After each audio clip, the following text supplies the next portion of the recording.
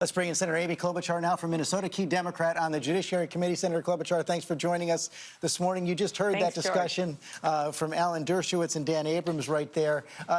Do you agree that there's nothing practically the acting attorney general can do at this point to interfere with the Mueller investigation? I don't know. He is running the Justice Department right now, George, and I don't think he should be. And the reason I'm concerned is this is someone who has publicly said that he thinks you could starve the investigation, so he could try to do that by cutting down on the money for it. He said that he didn't see any connections between the Trump campaign and Russia, yet you've seen all of these indictments and charges and convictions that you just referred to. So I'm really concerned about having him in charge. As you know, we have tried in the Senate on a bipartisan basis to protect that investigation by law.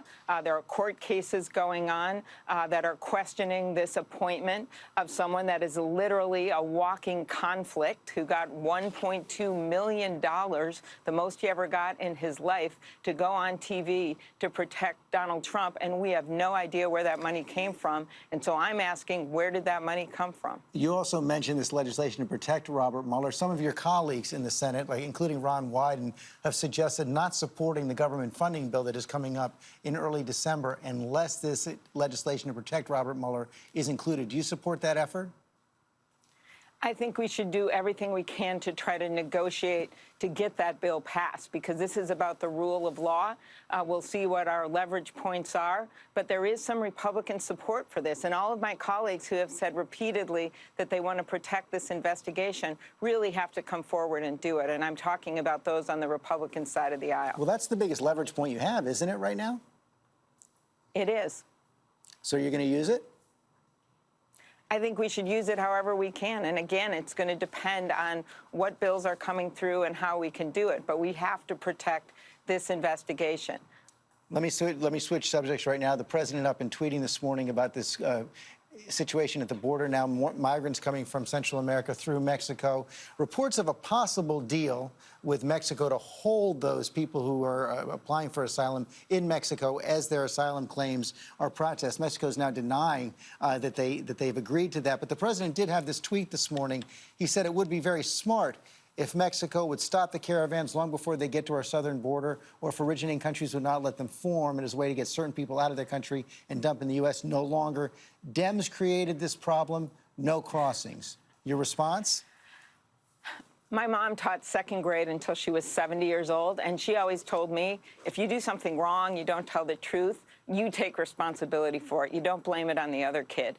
That's exactly what he's doing here. He controls the White House. His party controls the House and the Senate, and it is on them. What I think that they should do, George, is, first of all, he should have been working with these Central American countries a long time ago to try to get to a point where we didn't see this extraordinary amount of people coming through. Secondly, comprehensive immigration reform. He has gut-punched us on that a number of times. We have the will to put the money at the border for better security and combine it with some sensible reforms, including things like a path to citizenship, things like making sure that we have workers on our fields and in our factories that we need. But he has chosen instead to weaponize this, to politicize it. And I just think it's wrong for our economy, and it is also wrong for our work with the rest of the world. So he has an opportunity here, especially with a new Congress coming in, to get this done. So it is all rests in that office on him, and he needs to get this done. That's the new Congress. Still some leftover business for the old Congress. I mentioned that government funding bill. The president said again on Thursday that if he doesn't get that funding for a border wall, a government shutdown is possible. Are you open to any negotiation on this border wall funding? We have tried to negotiate with him, but he won't take yes for an answer. You look at this. We tried to negotiate on the Dreamers, and that was led by reasonable Republicans like Mike Rounds, a senator from South Dakota, and Johnny Isakson, the senator from Georgia. I was in that group, a small group of us that were working to find a way out with border money, as well as making sure that we protected the Dreamers, something the vast majority of Americans supported. So, of course, we're willing to talk about this. But if he wants to just keep playing politics with it instead of getting it done, we aren't going to be able to get it done. So that includes, you say you're willing... By the way, I'd like to add, Go ahead. Farm bill, so important to get farm bill. We should be getting that done by the end of the year. Again, there's the will in Congress. We need some leadership from the White House, and also criminal justice reform. Those are three things on the table right now, but you'd be willing to go along with some wall funding to get those? To get an agreement and to make sure we do something on immigration reform. Remember, when we talk about wall funding, we're talking about border funding. We're talking about personnel. We're talking about a whole grouping of things that protect security.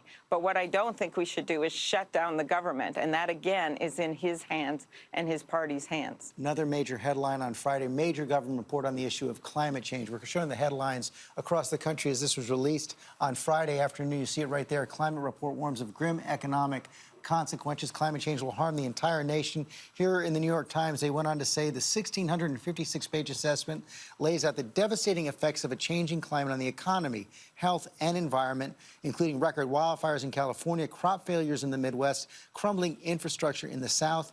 All told, the report says climate change could slash up to 1/10 of gross domestic product by 2100. You've said that Congress has to act, but what specifically can be done right now to reverse this? The greenhouse gas rules, the clean power rules that we're already on the way to getting implemented, we should get those done.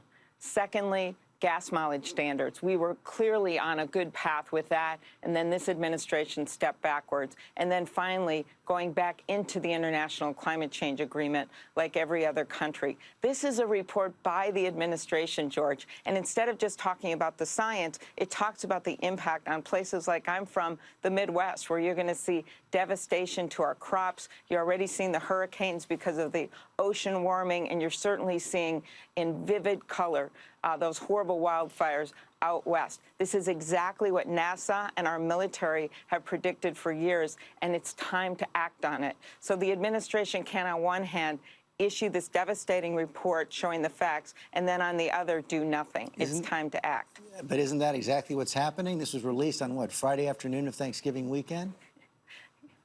That's exactly what I said. I pointed out the other day, they couldn't pick a day where they tried to get less attention on this report, but I think it backfired, so to say, because there was no news that day. A lot of people have found out about it, are signing up to get the overview of the report, and I would just suggest that all of your viewers look at that report, look at what it's predicting and the impact on our country, and we have to make this a major issue going into next year. You are coming off a big re-election victory in the state of Minnesota. Congratulations for that. You did well in a lot of areas where President Trump had done well back in 2016. It sparked a lot of speculation that you might be looking at the 2020 race for president. You've been to Iowa a couple times as well. So can you just fill us in on how you're thinking about that and what's shaping your potential decision? Well, people are talking to me about this, I think in part because I've worked really hard to go not just where it's comfortable, but where it's uncomfortable, and did well in a number of those places that Donald Trump won. And I also am someone that, for those that are exhausted with politics, likes to get things done. But right now, I am just still thinking about this, talking to people. I'm sorry to say I have no announcement for you on your show. And I actually learned this from my Senate race once when I first was considering running for the Senate, and told someone that on the radio, and that was how my husband found out about it. And since he is watching today, I'm not going to repeat that again. I'm not going to share your Thanksgiving conversations either, but that is not a no either. So I'm going to end with an invitation. When you are ready to announce, you can do it right here on This Week. Thank you, George. Well, that wasn't a yes, but thanks for coming on, Senator. Good to see you again.